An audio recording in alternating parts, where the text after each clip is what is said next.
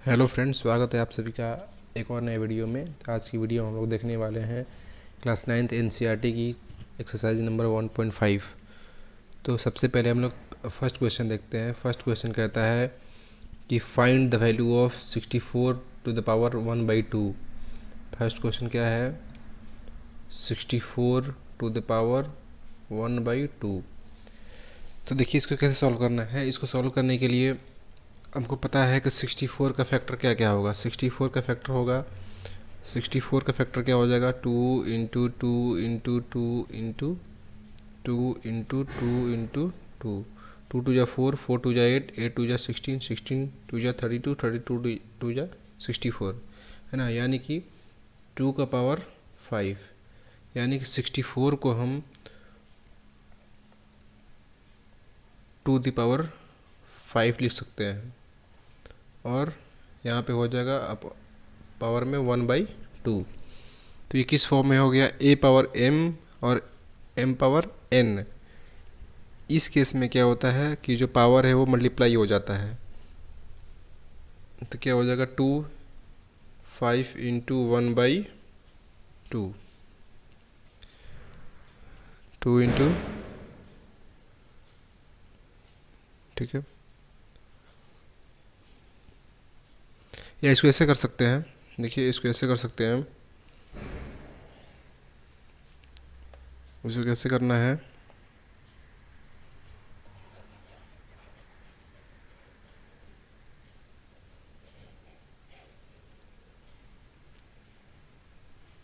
Simply मैं इसको ऐसे भी कर सकते हैं कि 64 को हम 8 का पावर 2 लिख सकते हैं और इसका पावर 1/2, ठीक है। तो अब ये जो पावर है अभी इसमें मल्टीप्लाई होगा, यानी कि 2 इंटू 1/2 हो जाएगा।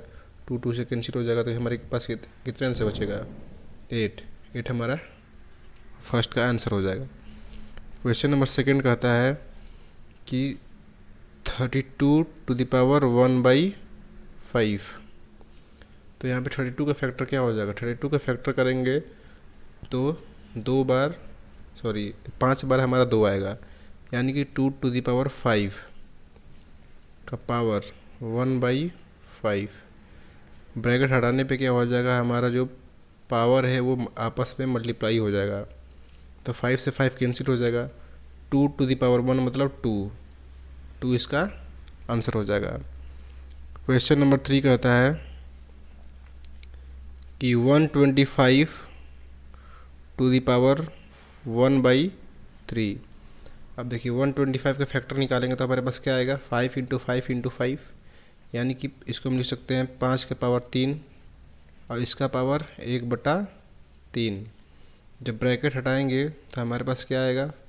5 टू द पावर 3 इंटू 1/3। 3 से 3 कैंसिल आउट हो जाएगा और हमारे पास आंसर कितना बच जाएगा? 5।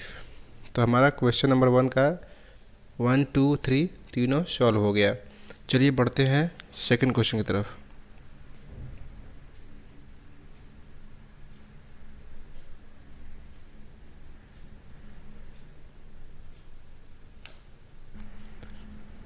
देखिए सेकंड क्वेश्चन कहता है, सेकंड का फर्स्ट क्वेश्चन कहता है कि 9 टू द पावर 3/2 ना। तो इसको कैसे सॉल्व करेंगे? तो 9 को हम लोग 3 स्क्वायर लिख सकते हैं। 9 को हम लोग 3 स्क्वायर लिख सकते हैं और इसका पावर क्या हो जाएगा? 2/3। तो जब ब्रैकेट हटाएंगे तो क्या हो जाएगा? पावर जो है मल्टीप्लाई हो जाएगा। 2 इंटू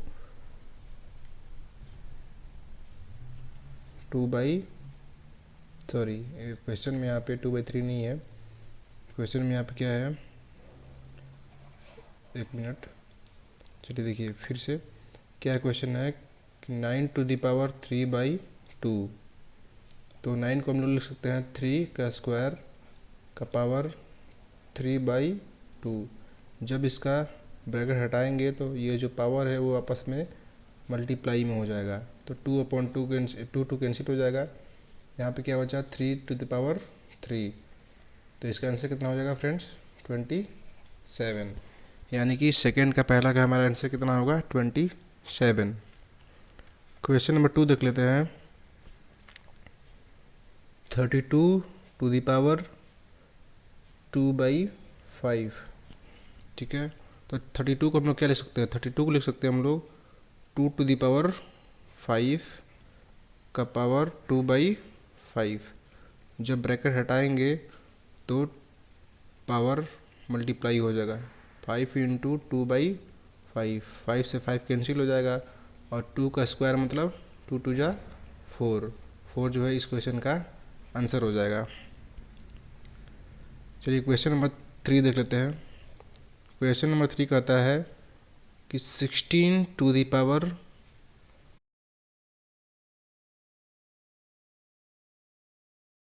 क्वेश्चन नंबर 3 देख लेते हैं। क्वेश्चन नंबर 3 है 16 टू द पावर 3/4।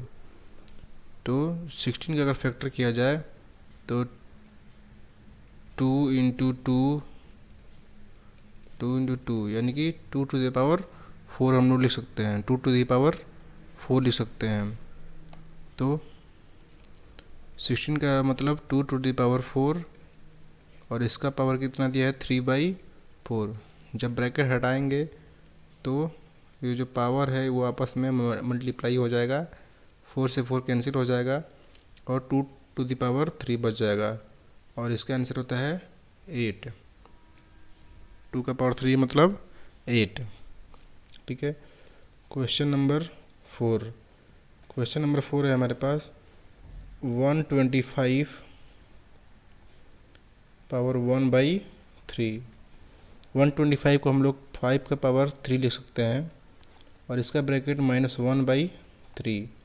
जब ब्रैकेट हटाएंगे तो पावर मल्टीप्लाई हो जाएगा, 3 इंटू -1/3, 3 से 3 कैंसिल हो जाएगा, तो ये 5 का पावर -1 बच जाएगा, और 5 का पावर -1 मतलब हो जाएगा 1/5, है ना, इसको उल्टा कर देना होता है। ठीक है, तो ये क्वेश्चन नंबर 2 जो है हम लोग का कंप्लीट हुआ है। आगे देखते हैं क्वेश्चन नंबर 3।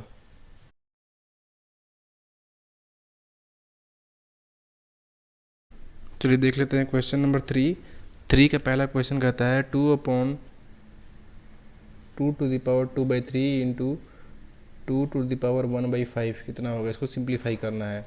तो यहाँ पे अगर गौर से देखा जाए तो ये a power m into a power n, यानी कि जब बेस सेम रहता है तो हमारा पावर क्या हो जाता है, पावर हमारा ऐड हो जाता है। ठीक है, तो क्या हो जाएगा इसका 2 का पावर 2/3 प्लस 1/5 हो जाएगा।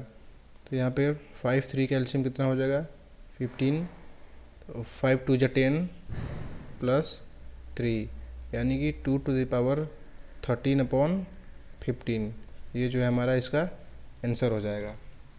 ठीक है, क्वेश्चन नंबर 2 देख लेते हैं। क्वेश्चन नंबर 2 कहता है सिंप्लीफाई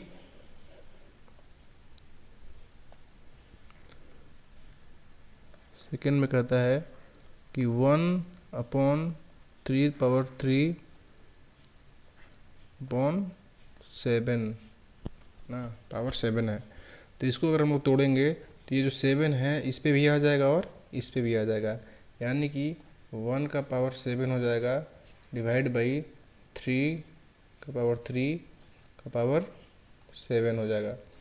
ठीक है, तो 1 का पावर 7 कितना हो जाएगा 1 हो जाएगा, और 3 और 7 आपस में क्या हो जाएगा मल्टीप्लाई, 3 टू द पावर 21 हो जाएगा। ठीक है, ये हमारा आंसर हो जाएगा। ठीक है, या इसको हम लोग 3 टू द पावर -21 भी लिख सकते हैं। ठीक है, चलिए क्वेश्चन नंबर 3 देख लेते हैं। क्वेश्चन नंबर 3 क्या है,